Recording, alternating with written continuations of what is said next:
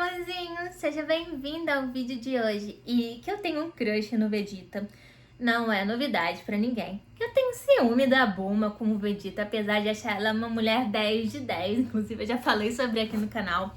Eu acredito que também não seja novidade pra ninguém. Que eu acho o Príncipe dos Saiyajins muito mais forte que o Goku, porque o Goku tem um certo protagonismo ali, também não é novidade pra ninguém. Mas eu também nunca analisei a personalidade do Vegeta. Assim, eu já falei que ele passou por uma transformação, principalmente a partir do momento que ele veio pra Terra e também quando ele começou o relacionamento dele com a Bulma, quando ele viu que, peraí, as coisas podem ser diferentes? Elas podem ser diferentes. Ele percebeu, isso foi difícil, ficou encucando ali, deixa eu arrumar isso. Ficou encucando ali na cabeça dele que tudo bem ou não tudo bem, porque ele era alguém extremamente rígido, alguém extremamente não só rígido, mas rigoroso, e não só rigoroso consigo próprio, mas rigoroso com os outros, rigoroso com o sistema, rigoroso que seguia corretamente a hierarquia do ambiente que ele vivia, apesar de ser um ambiente que suprimiu a raça dele, um ambiente que destruiu a raça dele, que fez ele ser nada mais, nada menos que um inseto, um escravo. Ele gosta de chamar ali alguns personagens no início, verme maldito. Mas a gente pensa, será que não era ele que se sentia assim, pisado pelo Freeza? Eu acredito que pode ser.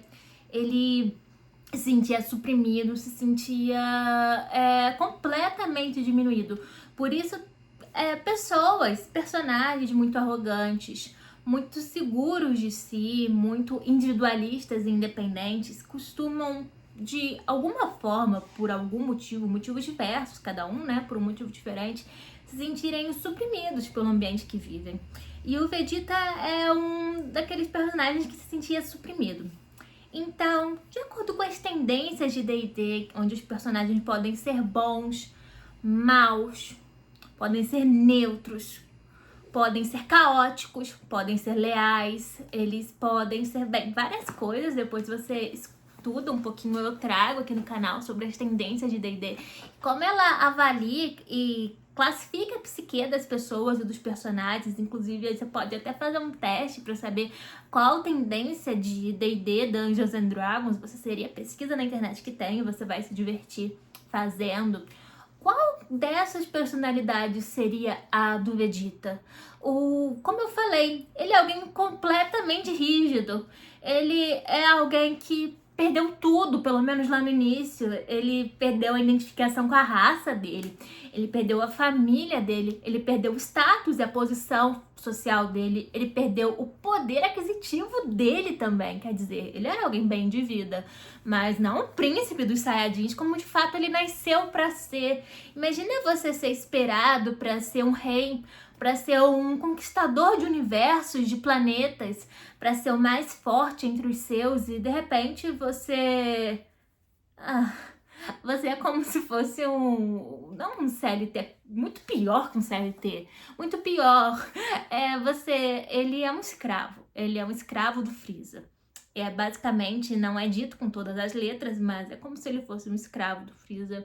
E ele tem que ser fiel a isso, como de fato o Jesse lá de Breaking Bad tinha que ser fiel, quando ele tinha que ser quase como um escravo ali pro Todd na última temporada, para ficar cozinhando aqueles componentes químicos sem parar, porque ele temia que algo pudesse acontecer com o menininho que ele gostava e a ex-namorada dele.